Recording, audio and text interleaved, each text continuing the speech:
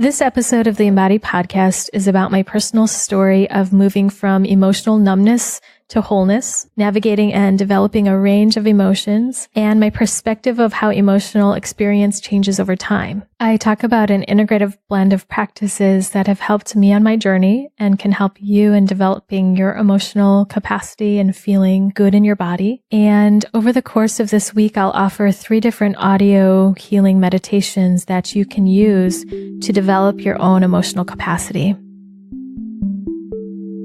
Hello and welcome. You're listening to the Embody podcast, a show about remembering and embodying your true nature, inner wisdom, embodied healing, and self-love. My name is Candice Wu, and I'm a holistic healing facilitator, intuitive coach, and artist sharing my personal journey of vulnerability, offering meditations and guided healing support, and having co-creative conversations with healers and wellness practitioners from all over the world.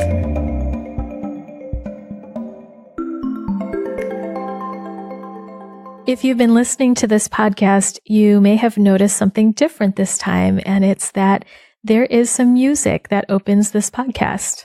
I want to send a huge thank you and shout out to Nick Werber, who is a fellow Family Constellations facilitator and musician, and he created this music and offered it to be used for the podcast. And for that, I'm deeply thankful. You can find out more about Nick in the show notes. This episode is sponsored by all my listeners and supporters on Patreon. If this podcast has touched you in any way or resonated with you, I would greatly appreciate your support. There are also gifts that you can receive if you donate certain amounts that I will send you personalized meditations and healing experiences based on my intuitive sense of what you need and your input. You can access my Patreon page at candicewu.com/Patreon. Thank you so much for your consideration. And just to give you an update about where I am in the world and what I'm doing, how I'm doing, I'm in Lombok, Indonesia, which is the island next to Bali. And I've been here about a week now with my partner. It's always an interesting process to figure out where to live, figure out nutritious food and transportation. So that's been an adjustment, but I've really enjoyed the beaches here. It's much cleaner than in Bali because this island is far less developed.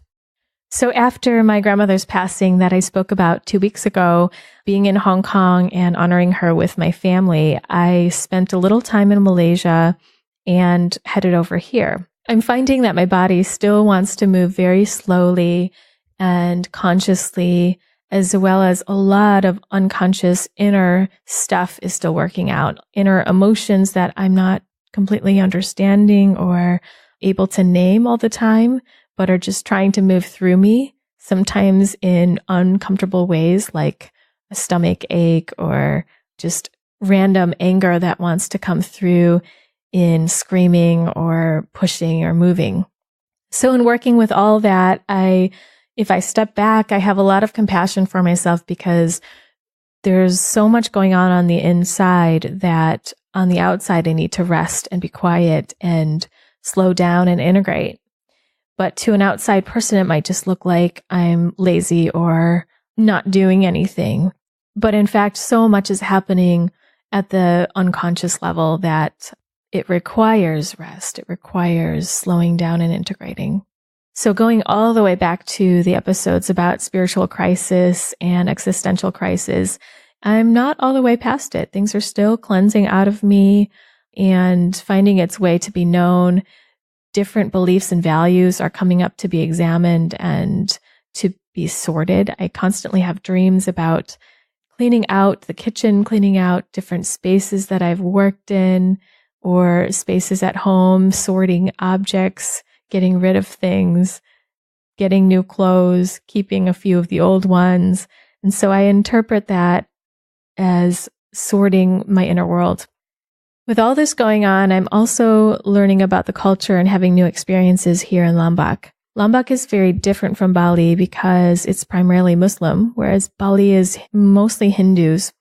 So I can often hear the Muslim prayers broadcasted over the loudspeakers right from my guest house, even in the middle of the night, like 3 a.m. sometimes. Near the beach villages, there are plenty of surfers and new restaurants popping up left and right. It's a much simpler and slower life, and it's very breathable. So there's my update for you, and let's get to the show today. I'm often asked by others about my emotional capacity and how is it that I can feel so much and feel strong in that, or feel so much and get support. How can I have such a capacity, and have I always had it? And the answer is no, I haven't always had this. It's only been about 9 years since I've been able to feel.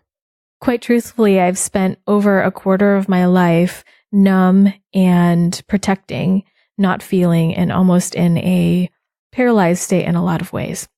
I grew up in a Chinese family, and we never spoke about emotions at all. I had no vocabulary for naming what was going on inside, and speaking about our inner world was really not a thing we did. We mostly spoke about food and what we would be eating, where anyone was going, or what we were doing. But emotions, our experience in the body, what was going on other than being physically sick, didn't have any space. As a very sensitive child, I imagine, I just didn't have any support with what I was feeling. And I now look back and know that I experienced a lot that would have elicited many, many, many feelings, but couldn't feel any of them. When I got to middle school, I remember rebelling a lot and feeling like my voice could finally come out and I could finally speak to some emotions because I had learned from people around me, my friends and teachers. But when I brought these emotions home to my family, especially when they were uncomfortable feelings, again, there was no place for them and I felt shamed.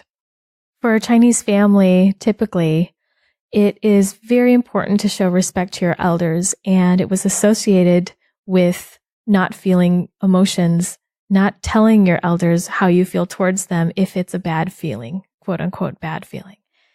So if I felt sad about something that happened, or angry with somebody, or angry with a situation, all of that was meant to be kept inside, because if it came out, I would get some sort of punishment. I was used to all my life thinking my way through things because that had gotten me the farthest. And so when I got to my first embodied therapist about 9 years ago, 9 or 10 years, I had no idea that I had very little range of emotion, and I had no way to deal with all the emotions that were going on inside. I had heard about EMDR therapy from a few colleagues at that time. I was an art teacher, and I decided to give it a go. EMDR represents eye movement, desensitization, and reprocessing. It uses eye movements or some sort of bilateral stimulation, a tapping back and forth, or vibration in your hands to bring the awareness and energy from the frontal cortex, the thinking mind, the place that makes decisions for us, all the way down to the brainstem where the amygdala and the limbic system is. The limbic system processes all sorts of emotions and experiences, and at a very basic explanation, it helps us understand when we're in threat. So it holds our instinctual survival mechanisms. That's why it's called the reptilian brain. It's looking out for our basic needs for survival. So the amygdala and the limbic system, located roughly at the base of the head and the neck, the connection of the neck, connects up with a polyvagus nerve going all the way down into the body. And this nerve connects to all the major organs in the body. So I went from thinking through all my experiences and trying to problem solve and control my environment and make changes to being in the body, feeling what was happening with body sensation and noticing emotion and naming emotion. All of this, which I realized was far too scary to feel based on the fact that I had experienced a lot of trauma. I had experienced emotional neglect and abandonment at a very early age. And I'd also experienced a lot of emotional, verbal, relational abuse. What I learned at that time was that this type of trauma, which a lot of therapists call small t trauma, is much more challenging at times to move through because it's a continual trauma day after day without really knowing much different. And so it's trauma over trauma over trauma. So by the time I visited this therapist, I had at least 24, 25 years of buildup of emotion that never moved and that was repressed, and fight and flight responses that just were stuck in my body, causing my nervous system to be anxious all the time, to have headaches all the time, and tension all over my body. Along with this, I was having various physical symptoms like heart palpitations, numbness down my right side, and digestive issues. And I just never felt good.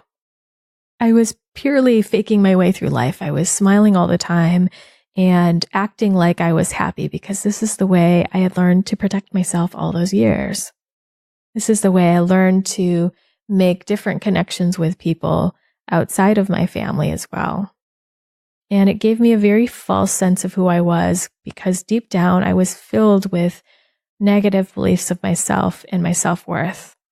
So when I saw this therapist who is located in Evanston, Illinois, she and I realized that I had about 5 different emotions that I could even name or feel. That included happy, sad, tired, mad, and maybe surprised. For me, anger was very limited. It was perhaps in like 2 modes. One mode was complete repression, where my body would just feel tension everywhere. And the second mode was rage that just spilled me over into tears and self-defeat. Any experience of frustration or anger seemed to just channel into sadness and hurt. So I felt quite powerless all the time. And during the process of therapy, I realized that that was a reflection of almost all of my early years, that being powerless was the safer way to go. My biggest goal in therapy at that time was to develop a larger range of emotion because everything was categorized practically into those 5 emotions. I'm not even sure tired is an emotion, but it's definitely an energetic state. So you can see how limited my experience was. EMDR brought me from that analytical and thinking, problem-solving mindset down to my body so that I could actually breathe again and I could feel into my body. And session after session, we would spend sitting with what I felt. EMDR is really interesting because it's integrative and it connects up the body sensation, emotion, the image of what happened or memory of something that happened, or the fear that you have of something in the future, as well as the thoughts that come with it, the beliefs of self. I learned how to take a present day experience that was activating, upsetting, or triggering, connect it up with something that happened very early on, or some sense of that experience, some familiarity, and essentially clear out this entire channel or branch of experience that was connected with certain belief sets.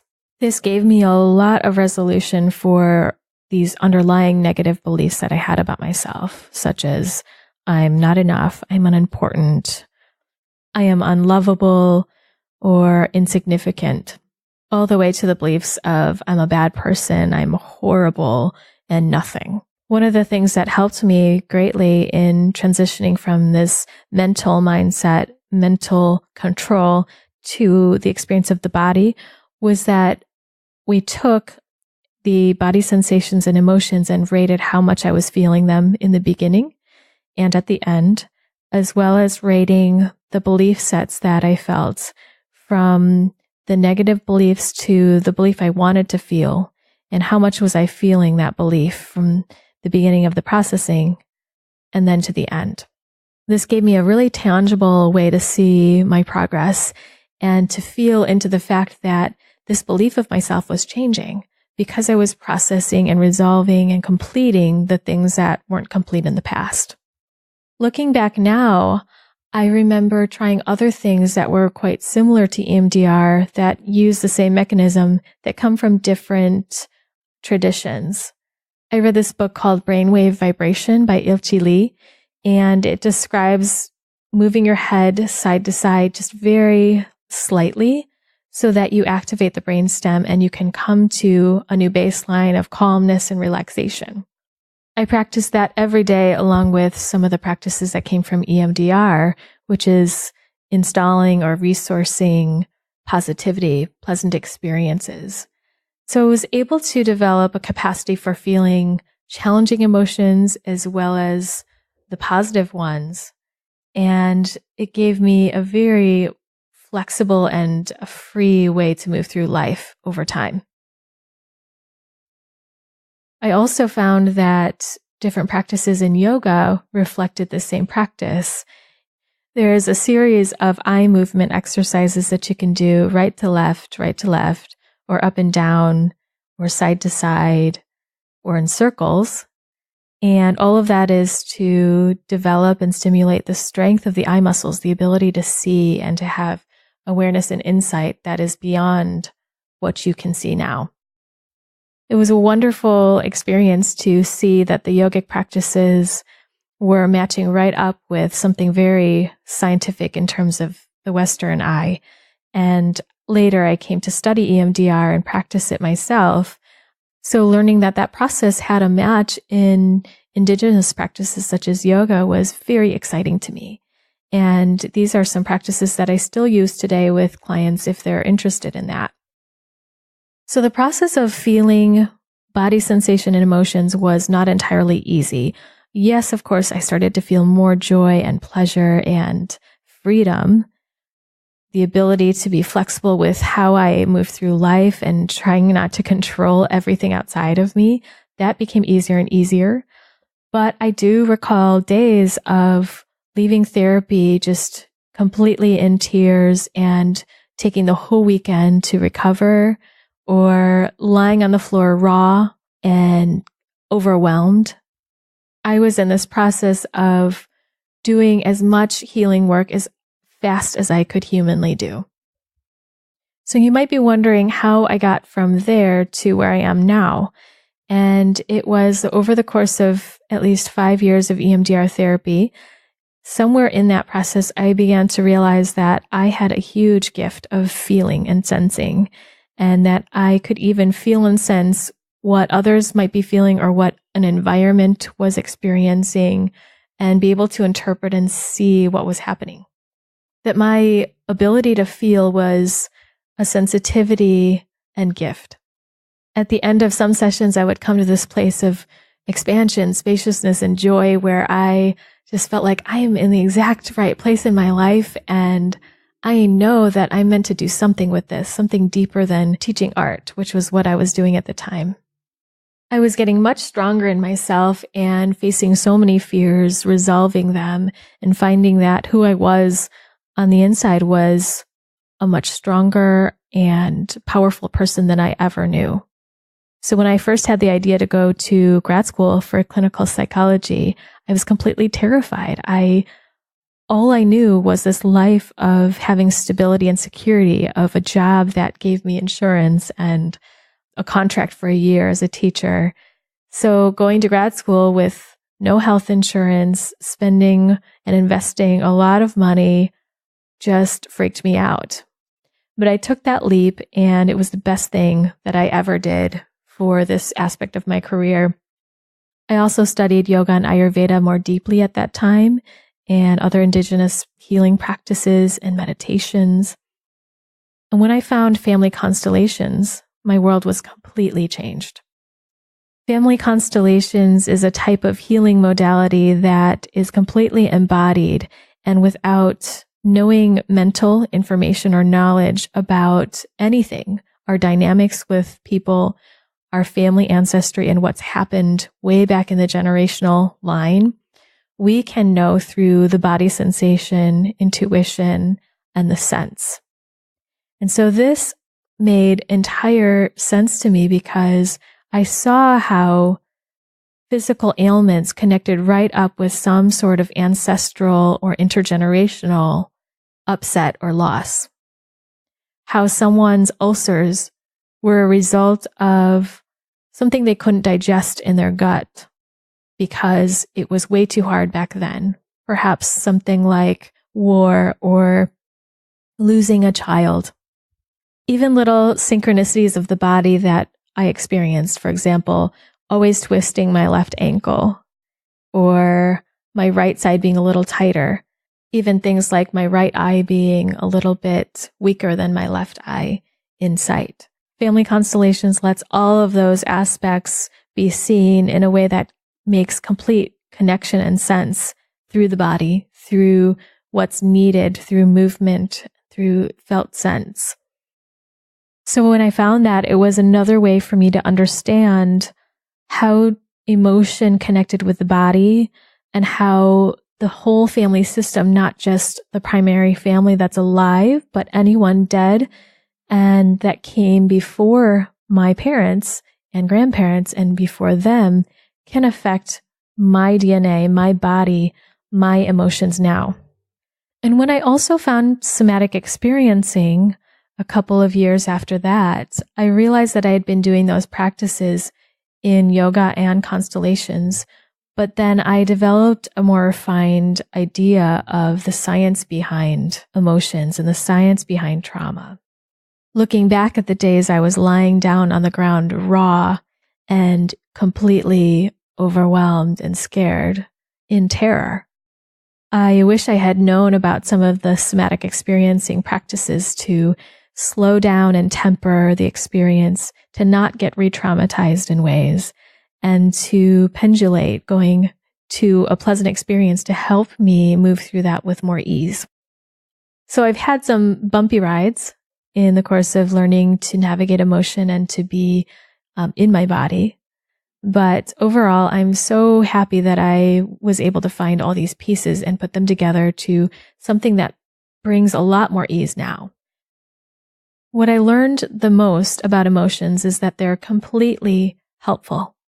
Emotions are aspects of our experience that want to help us. They are showing us inside something that we feel so that we can take the next course of action to protect ourselves or to give us the best outcome and to show us where we're truly alive and ourselves.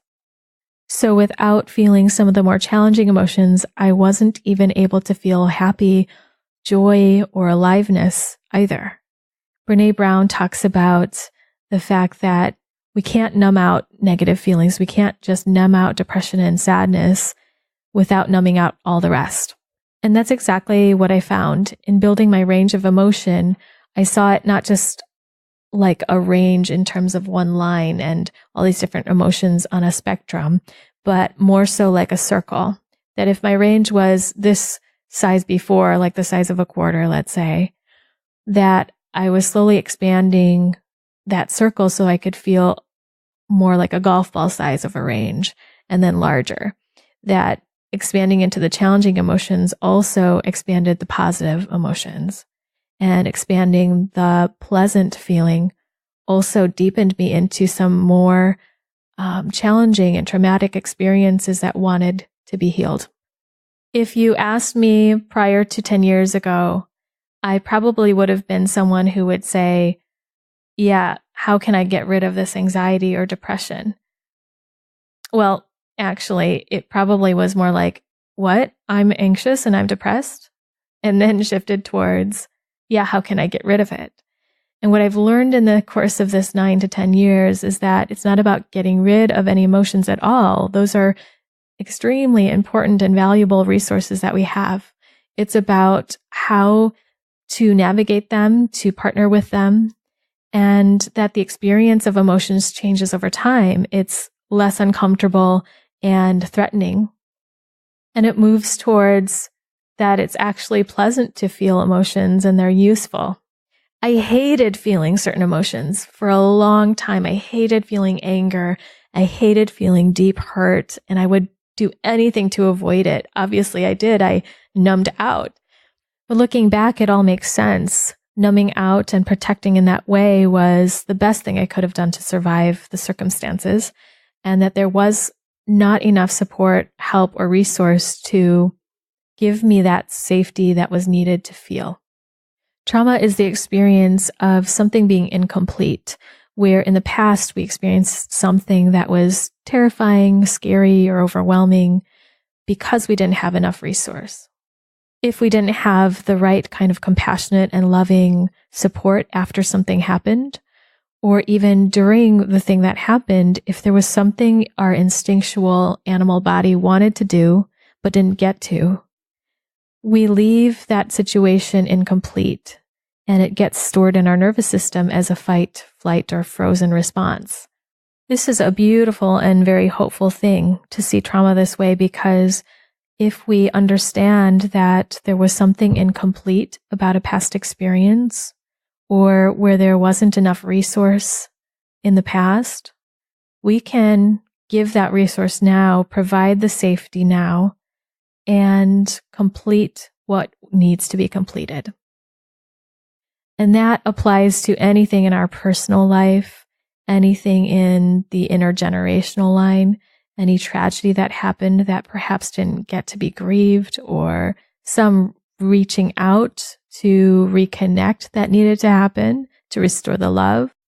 Anything in terms of your personal life, your lineage, past life, if you believe in that, or if you don't, just random images and feelings that you have that seem to want and need something. You can complete that now. You can provide that love or safety that wasn't there in the past.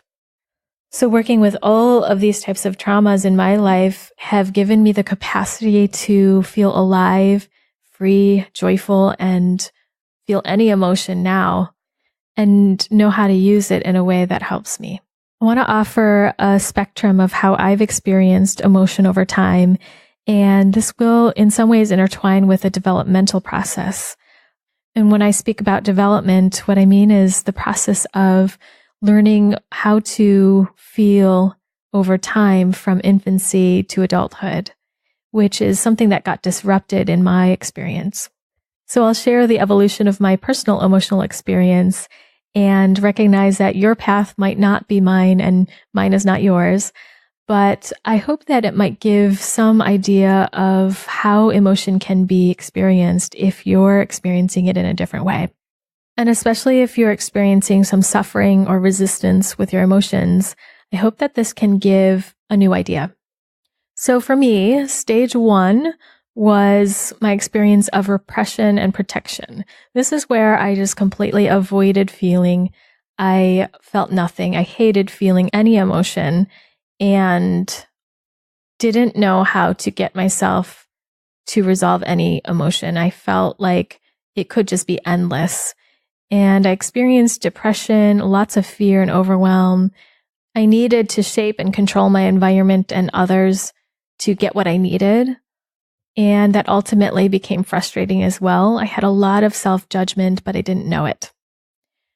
This is akin to playing dead as an animal.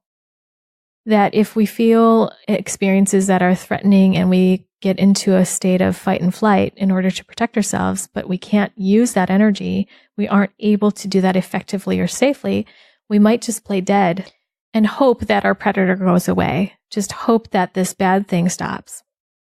So I spent a lot of my life in this mode. In the second stage, I began to feel the ability to experience in my body with a safe person. So with my therapist. And in this place, I still hated feeling a lot of feelings. I just really didn't like it, and it was scary and hard. But I began to tolerate some emotion and some body sensation, and there was a slow progression towards tolerating more. With this, I began to experience more joy and spaciousness, more energy coming back to me, less tension in my body, and my digestion started to increase. That's when I learned how intertwined the emotions and the body sensations were to physical sensation, to physical ailment, because over time, learning to digest my emotional state and the experiences that happened to me greatly improved my digestive experience. So I was able to digest food, physical food, much better. I realized that they're one and the same. So in this stage, I also was noticing my self-judgment more often. And while I sometimes believed myself in those judgments, I was able to see them and work with that. And because I had someone to support me, I was able to name and identify what was happening, name the feelings that were going on. And this is something that we need as children, as infants. We need someone to help us to name what we feel, because what we're feeling is just so ambiguous and nebulous. When we get the proper emotional attunement, somebody to sense into where we are and what we're feeling, we're able to thrive because we feel held in safety. We feel that someone is mirroring our experience and that it's okay. And when we have support in identifying our emotions, then we can begin that sorting process of what is all happening inside. And we can communicate what's happening so that we can get support and help move the feeling. The third stage of my experience is that I was able to feel a little bit of emotion that was challenging on my own. So while before I was only able to feel challenging emotions with my therapist, I started to do it at home where I could process what was going on the same way we were processing in session. At this point, I was just tolerating it. I knew that in therapy, I was finding some completion with emotions and resolve. I was feeling better at the end of sessions. And so I knew I could take that template home and work with it, but it wasn't easy. I would get stuck often and just bring that back to my therapist. So luckily, I had therapy every week. It was consistent. And my self-judgment at the time was decreasing quite a bit, and I noticed that even more. And I realized that most of the beliefs that I had were not true. I was not identifying with these beliefs as much, and that gave me the space in between my awareness and my belief sets to be able to see myself and to see who I wasn't. Also, during this stage, I was noticing where I would be triggered in the past in situations with the same experience and circumstance, but that now I wasn't experiencing it that way anymore. I was feeling less intensity of emotion or none at all. In the fourth stage, roughly, and all of these stages kind of overlap and interweave, I began to enjoy my experiences, enjoy my body sensation and emotion, and I could accept some feelings and like them while I was with my therapist, play with them, and that I began to tolerate more of these experiences by myself. I felt a lot of resolve and my beliefs changing internally so that I didn't have to control my environment as much. I was able to transform something inside.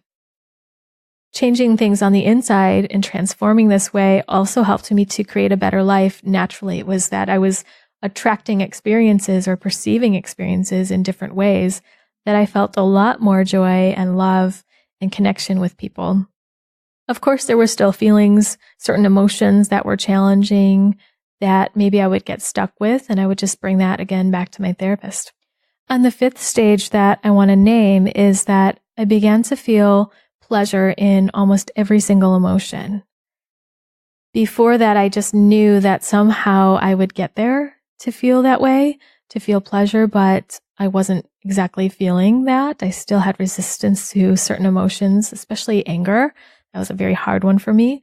But now I feel that every single emotion is enjoyable. And I believe that's because I built a lot of trust in myself, a lot of capacity and resilience over time, where I have safety internally in my nervous system, as well as the distance from the emotions, so that I don't believe that the emotions are everything or that I am these emotions or beliefs, that there's space between me and all of this experience that I'm witnessing with much more equanimity and neutrality. So I can feel a large range of emotion and feel peace in that, and can move through most experiences by myself, but still I'm human, and there are times where there are rough spots and I reach out, and that helps me move through experiences with more love and compassion. And I'll just add one more stage that I'm noticing in myself now is shifting to easier ways to move through experiences instead of feeling it all emotionally and in my body. I believe that our physiology wants us to be able to use emotions and use body experience to our advantage, to use them as tools in everything that we are doing here, all the lessons that we're learning and moving through life the way we want to.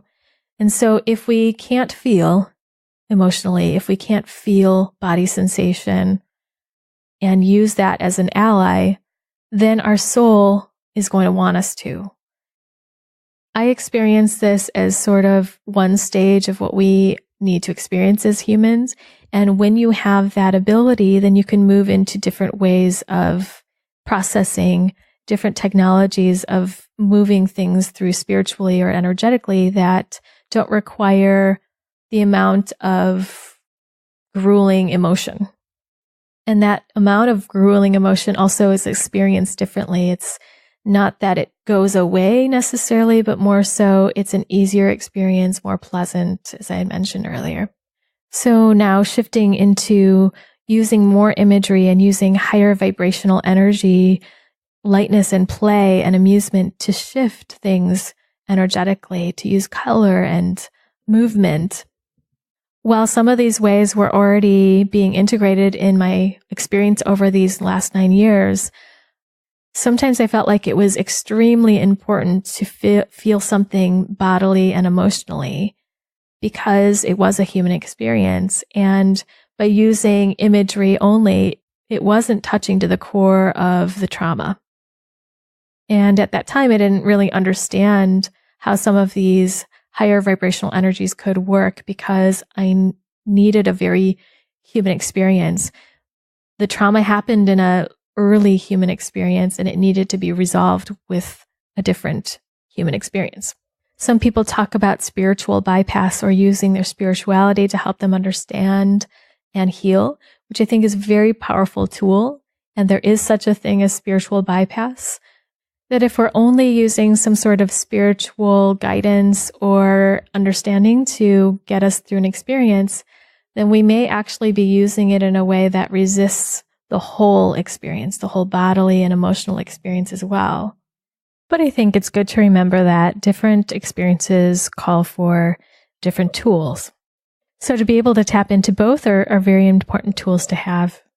So to sum up the whole experience of all the different stages of my emotional evolution, I went from resisting and hating most of my body and emotional experience with a lot of suffering and a lot of avoidance, a very limited experience of myself and identifying with all the beliefs and emotions that were coming up, to a place of witness and freedom, the ability to navigate a lot of emotions and to experience them differently, to find pleasure in them, to find the wisdom, empowerment, and clarity that comes with allying with all of the emotions and sensations that happen inside. 9 years ago, I would have never have said that I would enjoy my emotions. That would just make absolutely no sense to me. But now there's just no way to live without them. They're so easily moved now and essential for most of my experiences. The interesting thing that I noticed while doing this podcast, this is actually my third attempt at recording this podcast. What happens sometimes is that I'll say something, I'll start the podcast, I'll even do a whole chunk of what I want to say, and then I'll feel exhausted or frustrated. When that happens, I find that there's something I'm resisting or something that's coming up in me that wants to be seen or healed before I can find myself in a grounded place. So this 3 attempts has happened over the course of 3 days, actually. And within that, I felt a huge amount of rage come up. And I actually don't know where to place that rage, but I was able to move it through with some somatic experiencing work and imagining screaming at something, fighting something that just helped the energy move. I think it's no coincidence that at the same time I felt some major gut pain and indigestion. It may have been triggered first by something I ate that didn't sit well with me, but it didn't move very quickly. And so all of this emotion came through with the physical abdominal pain that I was having. And in the grand scheme of what I've been going through in the last several months, I believe that this is just another piece that wanted to cleanse, and especially cleanse through while I'm speaking about the topic of emotions and my process over time. So I hope this was an interesting podcast for you, and that this helps you to see where you are on your emotional evolution, or where you want to go in terms of your progress and your journey. I'm going to do something different this time. This segment of the podcast is primarily just talking about my experience and what I've learned in terms of emotions. Following this, the next 3 podcasts that will come out within this week will be 3 different meditation and healing experiences that you can use on your own. And I'm doing this in separate segments so that if you'd like to come back to certain experiences, certain meditations, you can practice them over and over easily by just going to that podcast. So the 3 podcasts will include resourcing strength and safety.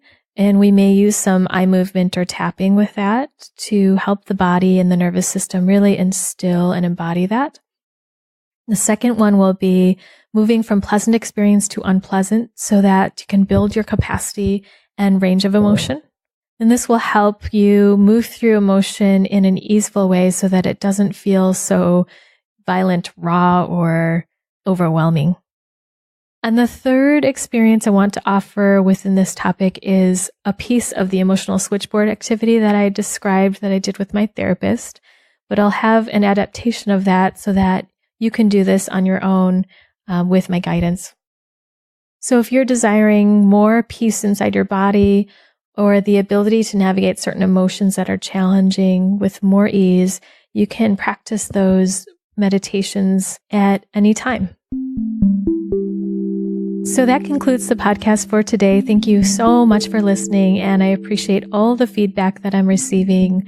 Feel free to reach out if there's anything you'd like to talk about around this podcast. And before you go, I'd like to invite you to listen to more meditations, explorations, and interviews on my podcast at CandiceWu.com/podcast.